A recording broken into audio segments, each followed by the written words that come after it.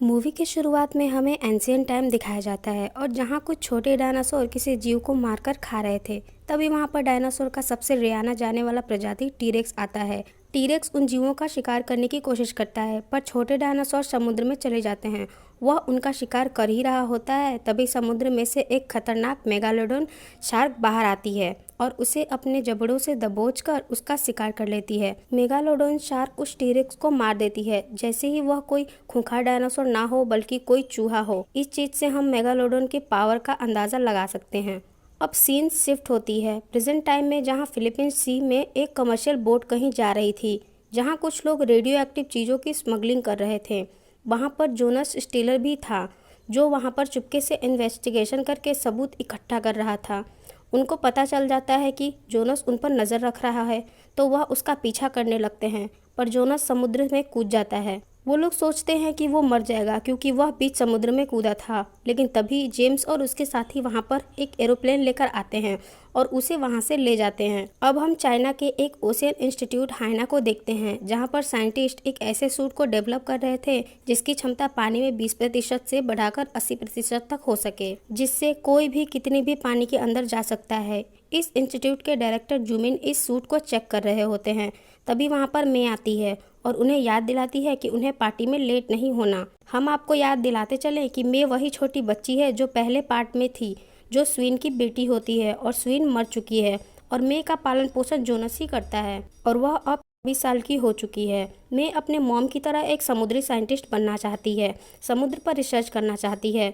दोनों अभी बातें कर ही रहे होते हैं, तभी वहां पर उसकी एक साथी आकर बताती है कि जुमिन सूट को चेक करने के लिए लैब में रखी मेग के पास जा रहे हैं। पर जोनस को ये आइडिया बकवास लगता है, क्योंकि उसे पता था कि मेग कितनी खतरनाक होती है। पर जुमिन को ऐसा नहीं लगता, क्योंकि वो उस मेग को उसके माँ के मरने के बाद से ही उसे पाल रहा है और वो उसे कुछ नहीं करेगी।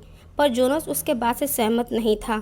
जुमिन कहता है कि मेग को काबू किया जा सकता है और वो ऐसा करेगा। अब जुमिन टेस्ट के लिए मेग के चैम्बर में जाता है, पर वो मेग उसके बहुत करीब आ गई थी और जुमिन का टेस्ट डिवाइस भी काम नहीं कर रहा था। सभी को लगता है कि मेग ने जुमिन को मार दिया, पर जुमिन बच गया होता है और वह अंदर आकर कहता है कि मेग एक समुद्री जीव है जिसे काबू किया जा सकता है और मैंने ये करके दिखाया है। पर जोनस को ये अभी भी बकवास ही लग रहा था। जुमिन अपने विजन को लेकर बहुत क्लियर था। उसने मेग को एक नाम भी दिया था, हिकी। ओशियन के डीपेस्ट ट्रेंच को एक्सप्लोर करने के लिए जुमिन का एक मिशन था कि वो रिसर्च टीम भेजेगा और अपनी टीम को लेकर ओशियन के डीपेस्ट पार्ट एक्सप्लोर करने जाते हैं। उस सबमरीन में जोनस भी होता है। जब वो ओशियन की गहराई में जाते हैं तभी उन्हें वहाँ बहुत सारी मेग भी मिलती हैं। तभी जोनस को पता चलता है कि मे को भी छुपकर सबमरीन में बैठ गई थी, जो कि जोनस को बिल्कुल भी पसंद नहीं आती, क्योंकि इस मिशन में बहुत ज़्यादा खतरा था और वो नहीं चाहता कि मे किसी भी तरह के खतरे में पड़े। वही मार्टिस नाम की एक आदमी उन पर नज़र रखे हुए था, वो भी उन्हीं की टीम में था।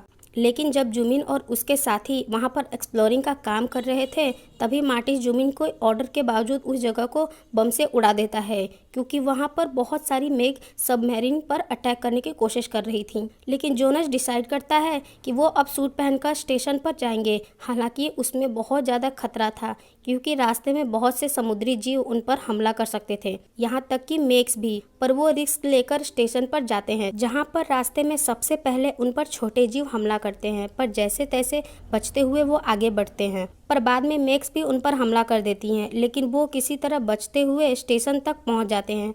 वहाँ पर उन्हें रेयरेस्ट मेटल्स भी मिलते हैं, जिनकी कीमत मिलियंस में थी। अब वे आगे बढ़ते हैं, जहाँ उन्हें एक मॉनिटर में चेस का मैसेज मिलता है, जो पैसों के लिए बिक चुकी थी और टीम के खिलाफ हो गई थी।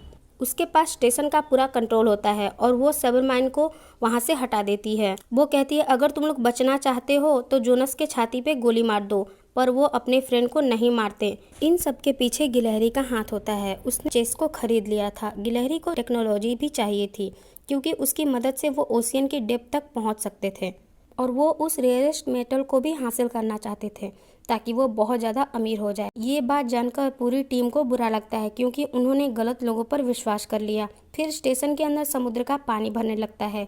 जोनस समुद्र में जाकर पानी को रोकने की कोशिश करता है, जहाँ पर उसका मुकाबला मार्टिस से होता है। वो मार्टिस को हरा देता है और वो स्टेशन का गेट बंद कर देता है, जिसके बाद पानी आना बंद हो जाता है और उन्हें वहाँ पर एक सबमरीन भी मिल जाती है, और वो लोग सतह पर आने लगते हैं। जेम्स और उसके साथी गिलहरी के लोगों को हराने लगते हैं। जोनस के साथी और बाकी के लोग भी वहां पर पहुंच जाते हैं और उनका साथ देने लगते हैं। वहीं मेगालोडॉन भी इंसानों पर हमला कर देती है, तो जोनस उसका मुकाबला करने जाता है। जूमिन मे को बचाता है और मार्टिस फिर जोनस पर हमला कर देता है, लेकिन बाद में मे मार्टिस को खा जाती है।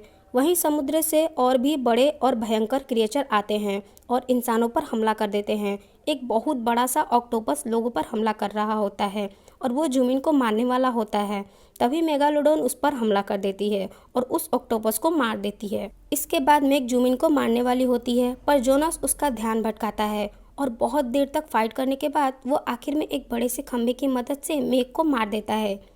वहीं जूमिन दूसरी मेग को देखता है और अपनी डिवाइस की मदद से उसकी ओर फ्रीक्वेंसी भेजता है, जिसे सुनकर मेग समझ जाती है कि वो खतरा नहीं है और वो जूमिन को नहीं मारती और वो वहां से चली जाती है। जोनस और उसके साथियों ने गिलहरी के प्लान को बर्बाद कर दिया था और वो सब बच गए होते हैं। सब कुछ ठीक हो जाता है और ये मूवी यहीं ख़त्म होती है। पर अगर मैं आपकी राय रखूं तो ये मूवी पहले पार्ट की अपेक्षा उतनी अच्छी नहीं थी, पर एक्शन इसमें अच्छे थे, लेकिन स्टोरी लाइन उतनी ही कमज़ोर थी। पर ओवरऑल ये मूवी बढ़िया थी, आप लोगों को देखने लायक है, तो आप लोग ज़रूर देखें इस मूवी को। तो मिलते हैं अगली मूवी में, लेकिन हाँ, मेरे इस चैनल को सब्सक्राइब करना ना भूलिएगा। तो मिलते हैं नेक्स्ट एक्सप्लेनेशन में। Thank you for watching.